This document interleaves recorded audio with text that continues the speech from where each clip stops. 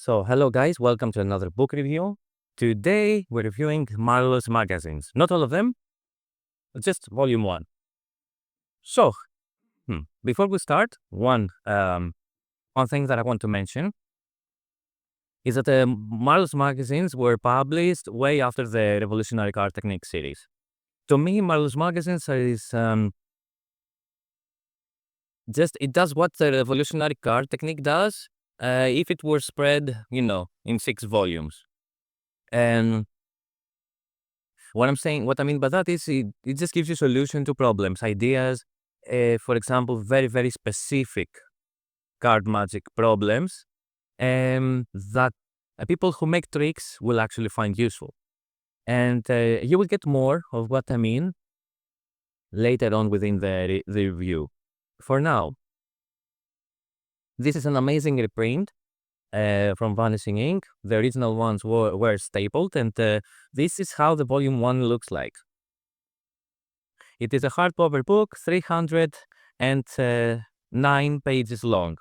It can only be found as hardcover. The soft covers were the original ones, which are, I don't know if they can be found anywhere. But one of my favorite parts is in the first chapter of this book, which is the Marlo's deal switch. I'm not saying anymore. Just take a look. Start. Okay, so two kings are going to help me locate your card, alright?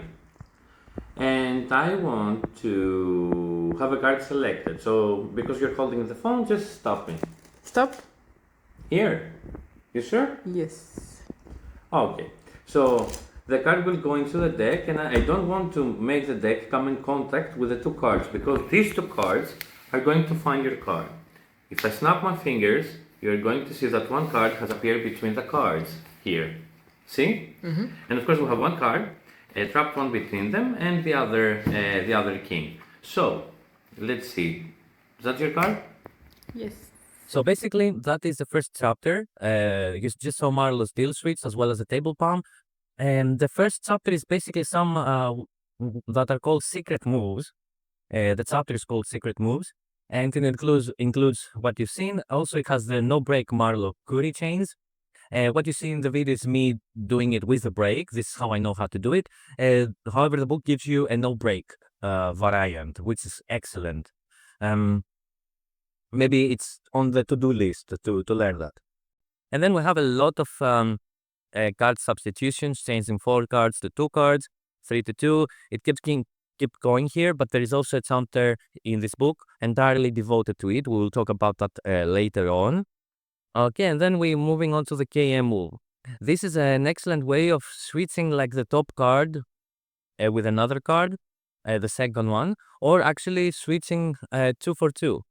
You can also, it has a lot of variations here for double card exchanges and a lot of procedures, which you can exchange 4 of a kind, etc. A big chapter with ace tricks, like ace transpositions, ace assemblies and stuff like that. It has a big chapter regarding that. I'm not going to send that on that very, very long, but it has wonderful solutions to problems. It definitely worth a read. There's so many ways to vanish aces, make them appear somewhere else. This just keeps going and going. So you see me now turning all these pages. There's just ace for ace effects. And they keep going and going and going. Now, now we have another big chapter, which is a dissertation on oil and water. Out of this chapter, I have based my oil and water routine, which you can find in a video in my channel. However, I have also taken a routine as it is from this book just to show it to you. So let's take a look. It's a very nice oil and water routine.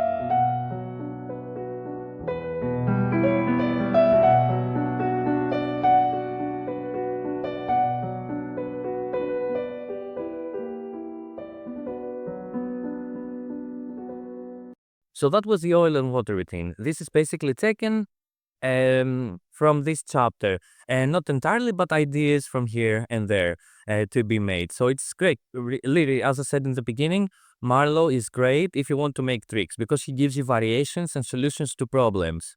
And then the book moves on to plot effects. The synchronized clock is one of them, which is, you deal around the cards clockwise, and you basically predict in which number the spectator is going to stop. The piano trick, one of the oldest tricks in the books, in the literature. You can actually just type it on YouTube and learn it. And here Marl has a variation for it, which is more fooling, not like not as classic. There's also a triumph effect here, which is called it's a known one, the logical phase triumph. It's a 3-packet triumph. Okay, so it makes the mixing procedure much more much more random. Let's put it this way. All right. So I want to stand, for example, in a chapter which is amazing. It's called the no palm climax. It is an effect from page 202. For example, what I meant in the beginning is that Marlo solves problems that you might not even know to ask for this type of problem. For example, tell me of a way to make the spectator's card appear in your pocket without you, one, touching your pocket. Make no contact before the trick starts until the end of the trick. Okay, you're not touching this pocket. And then the other condition is no duplicates. So tell me a way. This chapter here focuses on ways to make cards appear from other places. However, without any palming, and you don't need duplicates. They are tough, but it's just a way of displaying cards. That's all I'm going to say. Those who have it, you can read it. And this is the methodology for stuff Marlo does is so specific, which I think is a great tool for those who want to make tricks. Again, I'm repeating myself, but I'm going to say this over again and again as we go through the other volumes. And now we have notes on packet switches. A lot of stuff here, changing with a pass, with a count from a sandwich. A lot of sandwich stuff here as well. And there is another way to change the sandwich, change the card that is inside the sandwich. When I say sandwich, I mean 2 other face-up cards. Magicians know what I'm talking about. Just, thought to clarify. And yeah, this is a lot of packet switching and 2-card switching and 3 cards to 2 cards and 4 cards.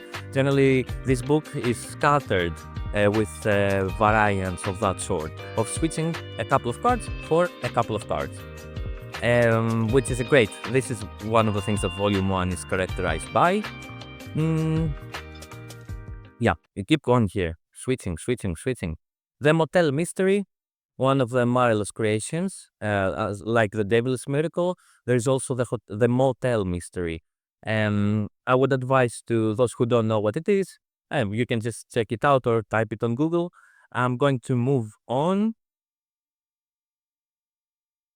And we finish the book with the latest chapter, which has to do with controls-based shuffles, secret picks, and also something which is very fun. There is a move. Let's find it here. Where is it? Yeah, there is a way to make an incomplete pharaoh, but make it secret. That you made a pharaoh, but it's not entirely completed. It gives you tips to make it secret, to not be visible that it's not completed.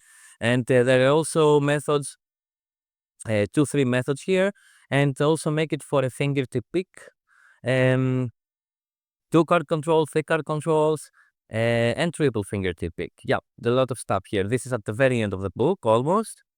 alongside with controls like taking a bottom card, put it in the bottom card to top, controlling generally, pockets or single cards. And a couple more picks. And that will conclude the book, guys. It's a lot of stuff. And generally, Marlo's magazines have this random quality about them. You're just reading through and just jump from packet switches to mathematical principles to gimmicks, and then you jump back to classic plots. Just, all over the place. That's why I think... and it also touches very specific subjects. Like the one I mentioned, no palm, loading cards to pockets, making a pharaoh, incomplete pharaoh, to not be visible. There is uses for it, but are you ever thinking about something like that? Marlo does for you. So creating tricks is, I believe that Marlo is the best friend of trick creators. When you want to make your own trick, having a Marlo library is just, I think, awesome. I don't mean to take and do Marlo's tricks. You can definitely do them better, find more appropriate methodology for each one. However, it's great guidance and great ideas here to out of the box thinking as well. Yeah, we're going to leave it at that. I just want to mention that this is the whole series is advanced. Okay, I'm going to say it one time now and one when we finish that. But yeah, not for beginners for any reason. I mean, so they're just a beginner will fry his brain with these books. It's just only advanced. And yeah, I hope you enjoyed what you said from volume 1, and stay tuned from volume 2. It's going to be great. So I'm going to thank you for watching one more time. Stay tuned for volume 2, and I wish you a lovely day. Take care, guys.